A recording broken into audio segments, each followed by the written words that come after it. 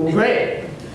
So last year, we celebrated the 40th anniversary of humans landing on the moon. Some of you may have been alive for that time. Some of us were yet to be even conceived, but it was a very big time in all of humankind. We had left the Earth. We had established some type of presence on a different body.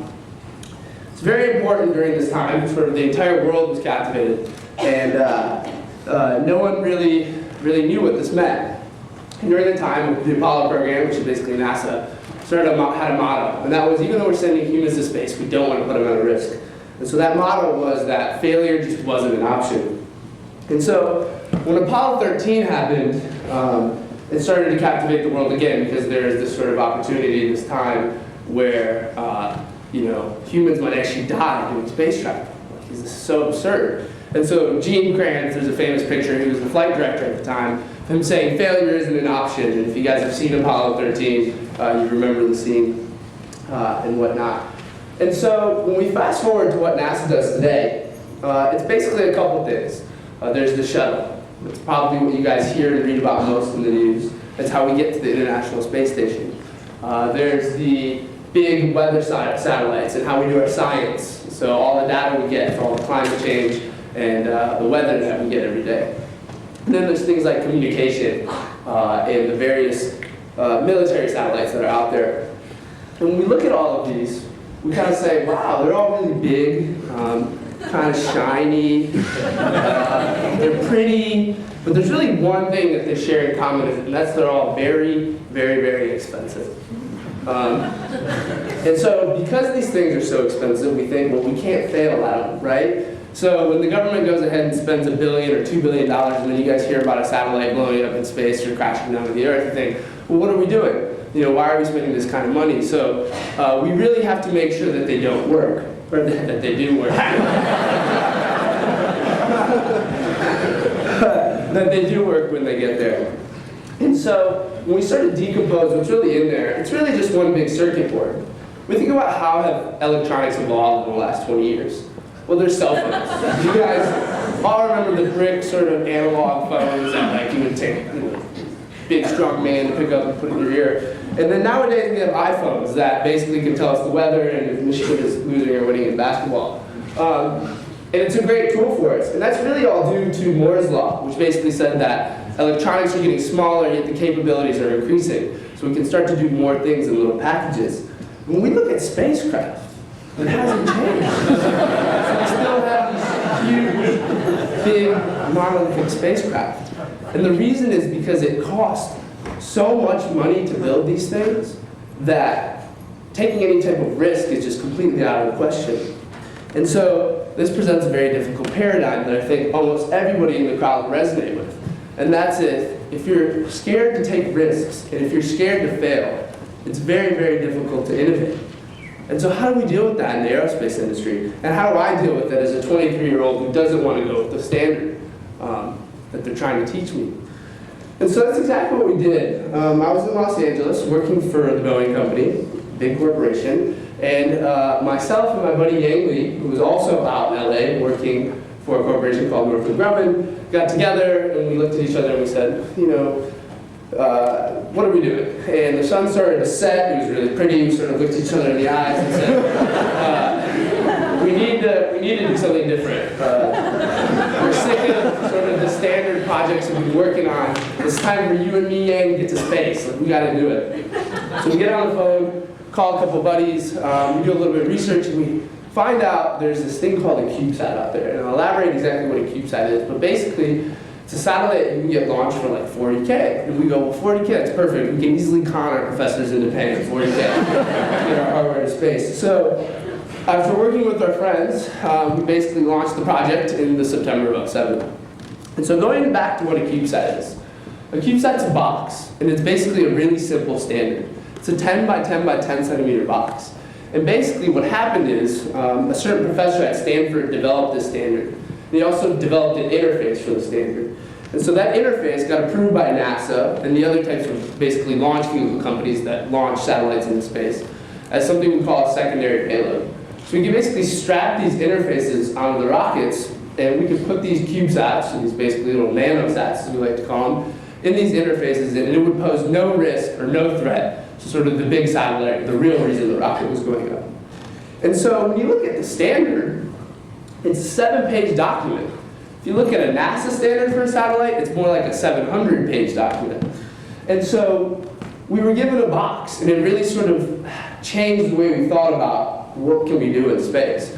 Usually you have a goal, an objective, and with that objective comes some big instrument. And you basically design the spacecraft around the instrument. Well, now we're just given a box, and we're asking the question, what can we do inside the box? It's a 10 by 10 by 10 centimeter box, and then you could also have 10 by 10 by 30 centimeter boxes like the one you see in front of you. And when you're forced to sort of do something in such a small space, you really have to think differently. You're so constrained, you're so limited by how much mass you have, by the size, the shape. So you really have to start to use these new technologies and the little miniature electronics that you maybe never thought you could use before.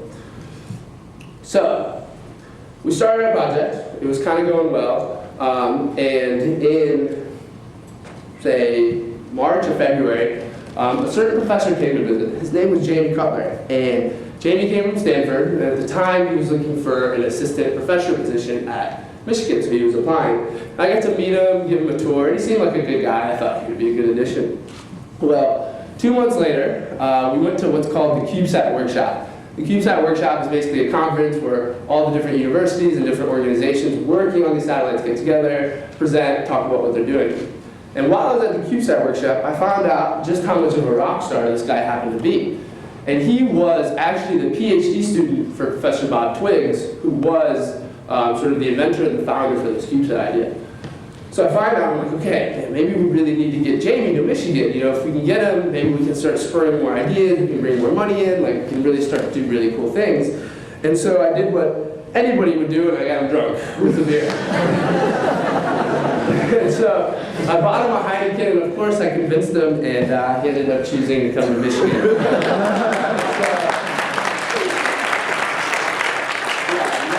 Underestimate the power of alcohol and faculty. And so when he came to Michigan, he basically brought a program with him. And so he had recently won a grant from the National Science Foundation to build the first CubeSat for NSF. Okay, and so that mission was called RAX, or the Radio Aurora Explorer. And it's basically the first mission we're doing at Michigan with these CubeSats. Now on the left, we still have another mission, and that's called MCube, the Michigan Multipurpose Minisat. And MCube is really what's evolved from the original idea that Yang and I came up with way back in 2007. So we kept that project going. So RAX is actually doing fundamental science and studying space weather. And then while MCube is more of a student project that's basically building an imager and flying a new type of computer for the Jet Propulsion Laboratory. So these are our main missions. When you sort of look at what goes in the satellite, I mean, it's right in front of me basically, but it's basically these little parts. And I mean, we're really just a bunch of rogue students, not dressed in lab coats or anything like that, doing our work. This is what we're passionate about. This is how we do it. When you look at engineering, a lot of people might say, well, engineers aren't artists. You know, they use that, I don't even know what side of the brain it is, but they use only one side of the brain. Well, I would argue that. And really, our art comes into parts like this. So when you look at what makes a satellite, like I said, it's basically a bunch of circuit boards. There's different parts, right? There's the power system, there's the communication, the radios, there's the flight computer, there's the structure that holds it all together. So this particular part was the power system. You know, my team and I basically designed this. We designed it on a computer. It's basically doing drawings. We built it, so our hands went into building it, our hands went into testing it, and our hands put it in a satellite that's actually going to fly in space. So this is our art, and this is how we express ourselves. I'm going to click next, and my video started. Great. Can we move the cursor? Oh, we can. So a cool video to see is the actual high-speed assembly of how this thing comes together. And so it's basically about a 12-hour span, and what you can see is literally the system stacked on top of each other, and that's how we build it. So RAX in general, this video is 12 hours of us building a satellite, but in general it took, so Jamie came in September of 08. It took us about a year and a month or two to get to this point. A lot of work goes into understanding exactly how everything fits intricately. Little wires here and there can throw you off. It's amazing the type of issues you start to occur when you start to build these things up. Everything works separately, but when you put them together in one big system, things get a little crazy and hectic. So racks, we're currently building up, as you guys will see. The boys worked really hard on it, and we had to do several sessions. There's, of course, the breaks for coffee and Panda Express on our campus. And so just a little tidbit, racks, as you guys will see, well, actually is currently ready for launch, and we're just waiting for our vehicle, which will be in September. The MQ program recently received some more funding, and we're hoping to get her ready for launch, hopefully sometime next year. And so, yeah, that's exciting. So very quickly what she's done. And we call our satellites women because they're so beautiful, obviously. And so one of the probably the most cool times, or crazy, or most innovative times of my entire life was 48 hours leading up to a deadline we had. So we originally had a deadline that was supposed to be like a month and a half from what we thought. We found out it was in 2 weeks. So basically, from the time we found out to when the deadline was, we had this crazy 2 weeks where everybody was working around the clock, and literally there was just no stopping. The last 48 to 24 hours were the most hectic of my life. So here's Brad, and he had just finished literally a 24-hour shift. So he had been on his feet for 24 hours, basically assembling a spacecraft. He's one of the main guys that was in the assembly video that you guys just saw. So it's 5 a.m. We have a flight out at noon. Actually, we had a flight out at 8 a.m., but we canceled it. We rescheduled the noon flight, so we were going to make that. To basically take the satellite to California, where we would do the final testing, and it would be approved for launch. And so 5 a.m. we finally sort of got it constructed, but there's still a bunch of tests we have to do. Our project manager, Matt Bennett, is one of the best leaders I've ever had.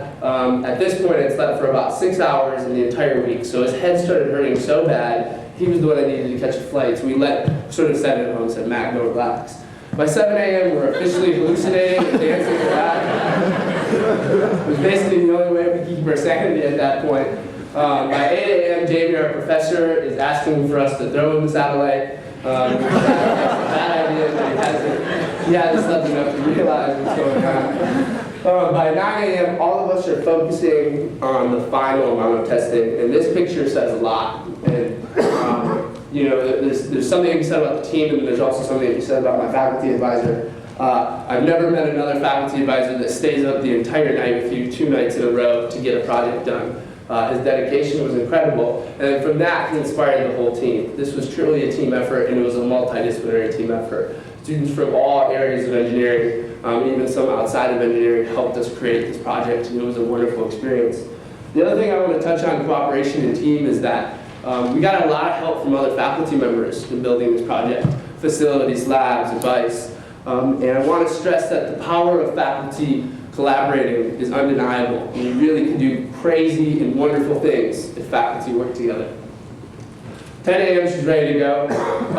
We finally got everything. We get in the car, we put Matt in the car, he's awake, his head hurts less. We still have one major obstacle, and that is the Detroit airport security. And so, as I'm sure all of you guys have flown with satellites before, you know, you go up to the machine, you open up your box, you take it out, you put it in the bin, you take your shoes off, you put it in the bin next to you. You just put it through the machine and everything's okay.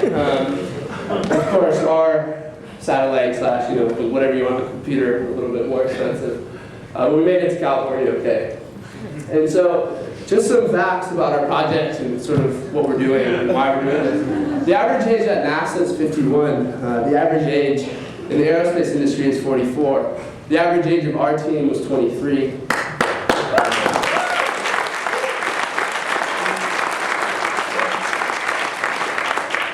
It would cost NASA or a comparable aerospace company about $10 million to do what we did. The whole mission cost about $900K, but we also collaborated with SRI International, so only about half that money actually came to Michigan. And if you look at the actual hardware cost, so the amount of parts that it takes to build, it's about $50K. So coming after Christmas, you guys have a decision to make. You can either get that Mercedes, or you can call us up and we'll build you a satellite. Yeah. So what have we done? Aha. In 10 years, we've now miniaturized. So this idea originally came out in 2000, and we've begun to finally miniaturize. We've finally begun to do what cell phones have done. That's actually take advantage of electronics, getting smaller, but yet doing greater things. And we've done this by significantly reducing the cost. And this is why we truly can view it, CubeSats or nanosats, as potentially one of those disruptive technologies that changes the way we think about business. It changes the way we think about space business, because we really can start to do new applications with it. And we've done it with a bunch of 20-year-olds dancing in a laboratory, which in fact might actually be the most important part of it all. So one of the scariest facts about the aerospace industry is the fact that in 2008, 25% of our workforce was eligible for retirement. Now that's a huge amount of brain drain. You know, how is the United States, our country in general, going to maintain its global leadership in this type of business by not being able to train our next generation? And a project like this enables that perfectly.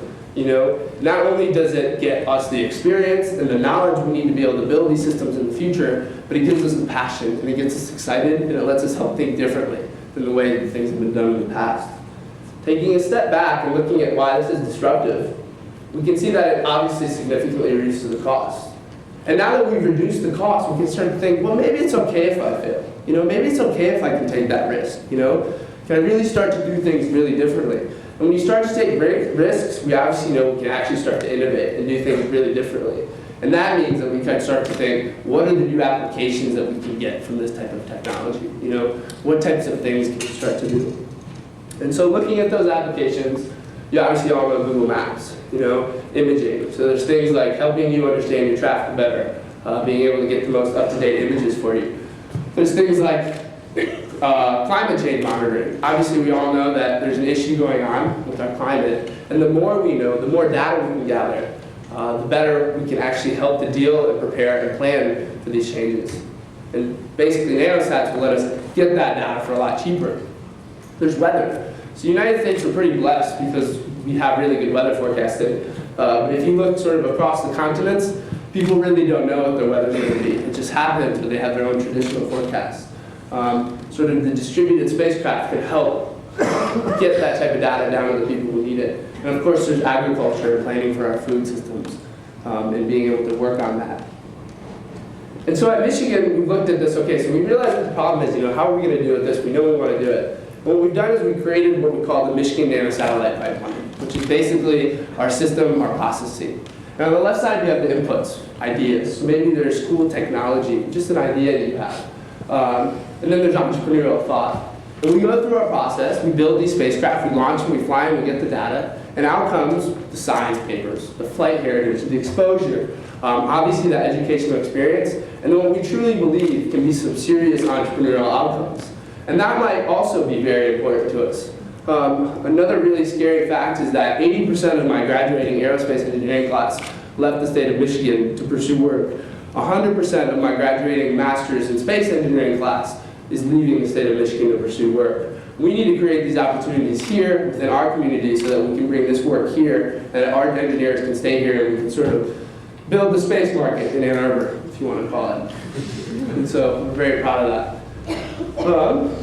And to close it off, I have a video with one of the concepts we're coming up with. And so, big guy, right? We want to replace the big guys with a lot of little guys, is one of the ideas. Is that basically you can add a lot of redundancy to these systems and add a lot of reliability.